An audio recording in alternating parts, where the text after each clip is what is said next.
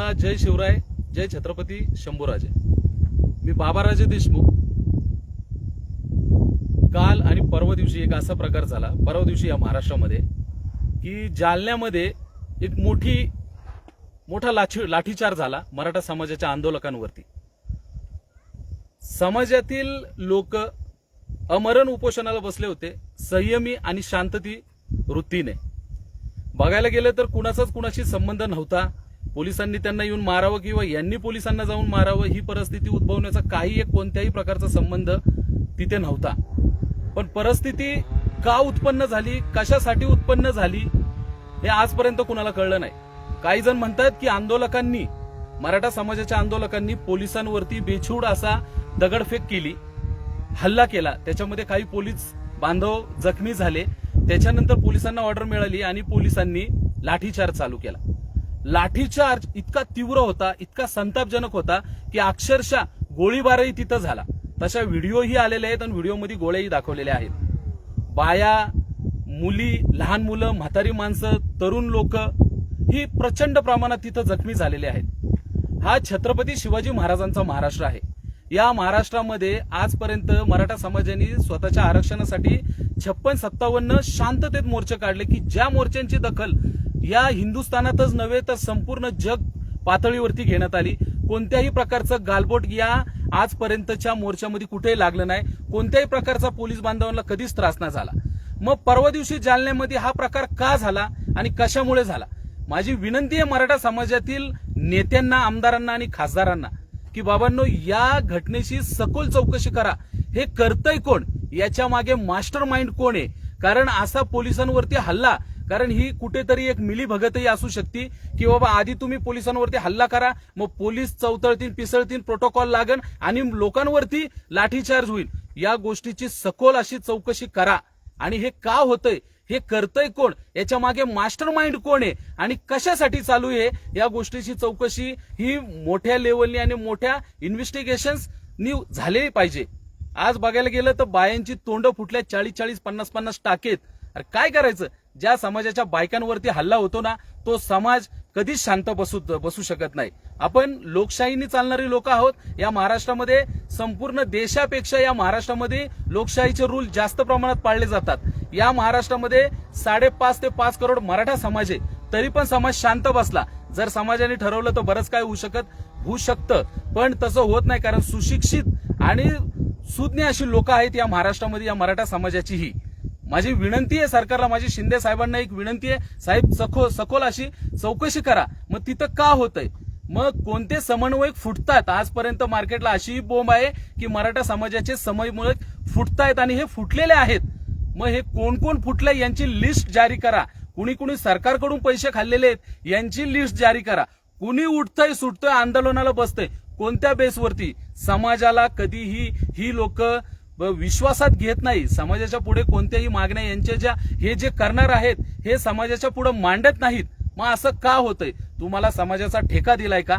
काल जी गंभीर अशी जखमी झाली, उद्या ज्या लोकांवरती गुन्हे दाखल होणार आहेत, आता आपण बघितलं की 350 ते 400 लोकांवरती तिथे गुन्हे दाखल झाले। ज्या वेळेस गुन्हे दाखल होतात ना, ज्या तरुण पोरांवरती गुन्हे दाखल होतात, त्यांच्या शिक्षणाचा प्रश्न येतो, त्यांच्या नोकरीचा प्रश्न येतो, त्यावेळेस समाज बाजूला जातो। मी सांगतोय की 2016 पासून जेवढे पण आंदोलनं चालू आहेत ना, 10% पण समाज या आंदोलनात उतरलाय। ठीक आहे, मोर्चाला आपण सगळे एकत्र झालो, लाखोनी करोडोनी लोक रस्त्यावरती उतरली, पण आजची परिस्थिती अशी आहे एवढ्या 2 ते 3 वर्षात की लोकांनी पाठ फिरवलेली आहे। 10% पण लोक या आरक्षणाच्या चळवळीमध्ये अजिबात उतरलेले नाहीत। का नाही उतरली? तर याच्या मागे समन्वयक। मी सगळे समन्वयक वाईट आहेत असं बोलत नाही। काही तळमळीने काम करतायत, काही खऱ्या पद्धतीने काम करतायत, जीवाच्या आकांताने काम करतायत आणि स्वखर्चाने काम करतायत। पण काही हरामखोरे असे फुटलेले आहेत ना की ते सरकारमधल्या आणि विरोधी पक्षातल्या काही लोकांना जाऊन भेटलेले आहेत। कुठून तरी पैसे घ्यायचे, कुठून तरी बसायचं, कुठेतरी सरकारला बदनाम करायचं, कुठेतरी विरोधी पक्षाला बदनाम करायचं, हे सर्रास चाललंय। ज्या पोरांवरती गुन्हे दाखल होणार आहेत ना, त्या पोरांचे गुन्हे मागे घ्यायचं काम मुख्यमंत्री एकनाथ शिंदे साहेबांनी करावं, ही माझी नम्र विनंती आहे। प्रत्येक वेळेस समाजामध्ये हे अशी दुभाजक निर्माण होतं, दुतोंड निर्माण होतं आणि फळी पडली जाती आणि कुठेतरी समाज बदनाम होतो। परवा दिवशीच्या मोर्चामध्ये जो लाठीचार्ज झाला, जो अश्रुधुरांचा वापर केला गेला, असं म्हणतात गोळीबारही झाला। मग गोळीबार करण्या इतके आम्ही इतके उपरे आहोत का? या महाराष्ट्रातला हा मराठा समाज इतर 12 बलुती 18 पगड जातींचा हा मोठा भाऊ आहे. बाकीचे आमचे सगळे छोटे भाऊ आहेत. 12 बलुती 18 पगड जाती आम्ही गुन्ह्या गोविंदांनी या महाराष्ट्रामध्ये नांदतो. मग आरक्षणाचा विषय आलं, मागचं सरकार म्हणायचं की आम्ही सत्तेमध्ये येऊ द्या लगेच आरक्षण देतो, विरोधी म्हणायचं की आम्ही सत्तेमध्ये येऊ द्या लगेच आरक्षण देतो. आरक्षण कुणीच कुणाला देऊ शकत नाही आणि यांची ती वृत्ती पण नाहीये द्यायची. माझी विनंती आहे, मी वैतागलोय केसेस घेऊन किती दिवस लढायचं? आयुष्यभर खिशातले पैसे टाकले, कोणचा मायकालाल सांगू शकत नाही बाबाराजे देशमुख मॅनेज झाला. एकाच बापाची औलाद आहे, खानदानी बापाची औलाद आहे. पण जे फुटलेत, जे शरण गेलेत, जे मॅनेज झालेत यांना समाजाने शोधून काढावा आणि सरकारने यांच्यावरती कारवाई करावी. समाजाने यांना वाळीत टाकावा. कारण समाजाची भाड खाणारा हा स्वतःच्या बापाचा पण नसतो, हे मला चांगलं माहितीये. म्हणून माझी तरुण पोरांना एक नम्र विनंती आहे, बाबांनो जाळपोळ करू नका. ही जी सगळी जी संपत्ती आहे, जी आपण करणार आहोत ती आपली आहे. आपल्या कष्टातून नेत्यांच्या किंवा शासनाच्या पैशाचे नाहीये. आपण नुसतं एक पाण्याची बॉटल जरी घेतली ना तरी आपण 4 ते 5 रुपये टॅक्स हा देशाला देतोय आणि ती अर्थव्यवस्था घडते हे तुमच्या आमच्या घामाच्या पैशातून आहे, या नेत्यांच्या पैशातून नाहीये किंवा यांच्या घरातून आलेलं घाबाड नाहीये. त्याच्यामुळे जाळपोळ करू नका, कुठं गुन्हे दाखल होतील असे प्रकार करू नका. सरकारला धारेवरती धरा. प्रत्येक तालुक्याने त्याच्या भागातला त्याच्या आमदार, त्यांचा खासदार, त्यांचा आसन तर मंत्री, आसन तर पालकमंत्री या लोकांना धारेवरती धरा. यांना विचारा, बाबा तुला जमते आरक्षण द्यायला? नाही जमत, चल खुर्ची खाली कर. या महाराष्ट्रामध्ये 200+ आमदार मराठ्यांचे.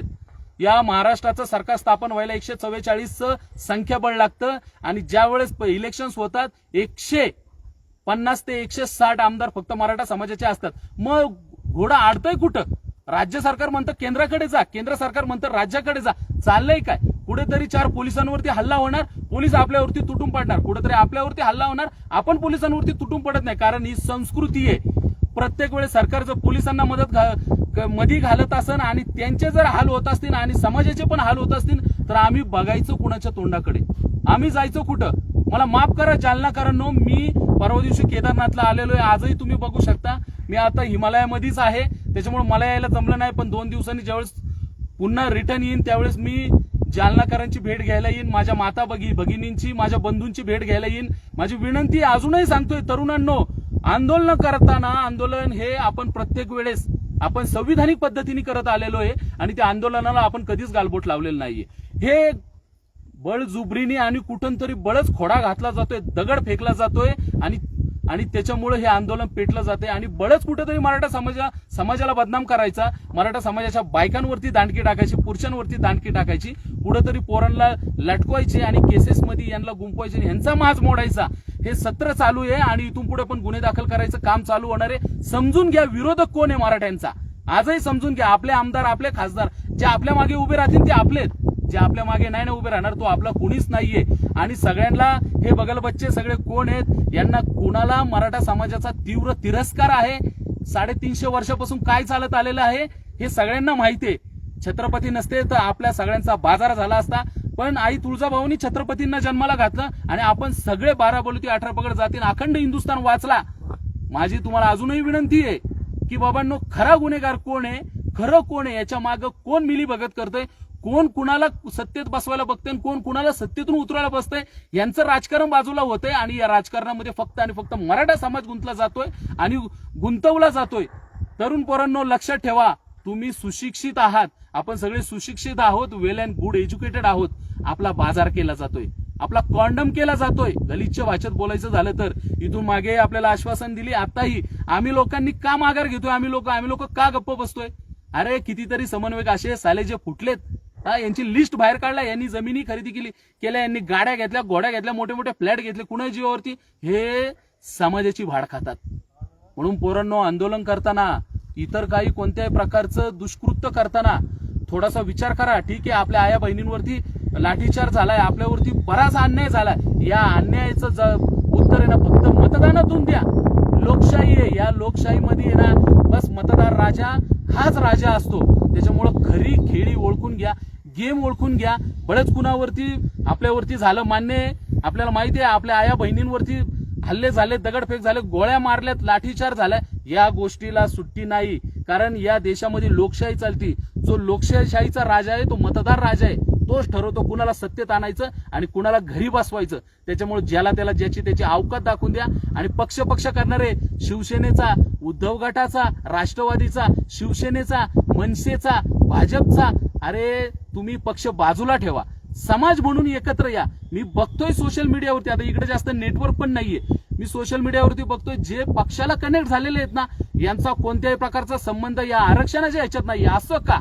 उद्या आरक्षण भेटल्यावरती तुमच्या पण पोरांना त्याचा फायदाच होणार ना, तुम्हाला पण फायदा, तुमच्या पुढच्या येणाऱ्या पिढ्या ह्या त्या आरक्षणावरती घडणार आहेत. मग असं का तुम्ही पक्ष करत तुम्ही समाजाकडे का लक्ष देत नाही?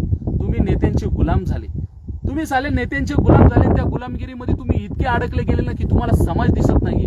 ज्या वेळेस तुमच्या ती वेळ येईल ना, त्यावेळेस तुम्हाला या समाजाची आठवण येईल. आणि जो समाजाच्या विरुद्ध प्रवाहाच्या दिशेने चालतो ना, तो कधी सक्सेस होत नाही. कारण या समाजामध्ये लोकांना राहायचंय. हे समाज म्हणजेच हा हिंदुस्थान आहे, आणि हा हिंदुस्थान म्हणजेच हा छत्रपतींचा हिंदुस्थान आहे. त्याच्यामुळे माझी एक विनंती आहे की खरा खिलाडी कोण आहे, ही ऑर्डर कोण देतंय, कशासाठी देतंय, का देतंय, कुणाला राग आहे या मराठा समाजाचा, हे बघा आणि ते संविधानिक पद्धतीने बघा. बाबांनो विनंती आहे, जाळपोळ करू नका. कारण ही राष्ट्राची संपत्ती आहे. राष्ट्राची संपत्ती म्हणजे आपली संपत्ती आहे. आपल्या पैशातून टॅक्स जातोय आणि त्या टॅक्स वरती सगळी डेव्हलपमेंट होतीये. तेच आपण तोडफोड केली, जाळपोळ केली तर पुन्हा आपल्याच पैशातून जाणार आहे, पुन्हा ते तयार होणार आहे. त्याच्यामुळे माझी विनंती आहे, नम्र विनंती आहे तरुणांना मराठा समाजातल्या की बाबांनो आपल्याला आरक्षण घ्यायचंयच.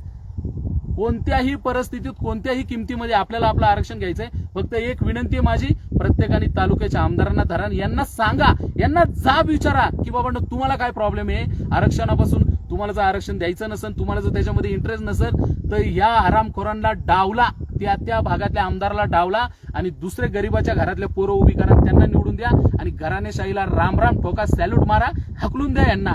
फक्त मराठा समाजाच्या मुलांना माझी विनंती आहे, बाबांनो दंगा नको. केसेस ज्यावेळेस होतात ना त्यावेळेस काय फाटतील काय लागतील ना, त्या पोरांना त्यांच्या आईबापांनाच कळतं. हे समन्वयक वगैरे नेते बिते जे घडले ना झाले सगळे डुंगणाला पाय लावून पळतात. विनंती आहे, विचार करा आणि या विचाराने बघा की कोण करतंय, कोण मास्टर माइंड आहे आणि याच्या मागे चाललंय काय, कोण कुणाला बदनाम करतंय आणि कोण कशासाठी करतंय. एवढीच विनंती आहे. जालनाकरांनो माफ करा, मी उपस्थित नसल्यामुळे तिथपर्यंत येऊ शकलो नाही, पण एक 2 ते 3 दिवसांनी लवकर देतो. स्वतःची काळजी घ्या. जे आमचे बंधू आणि भगिनी दवाखान्यामध्ये आहेत, जे पोलीस बांधव पण दवाखान्यात आहेत, त्यांनी काळजी घ्या स्वतःची. जय महाराष्ट्र, जय शिवराय.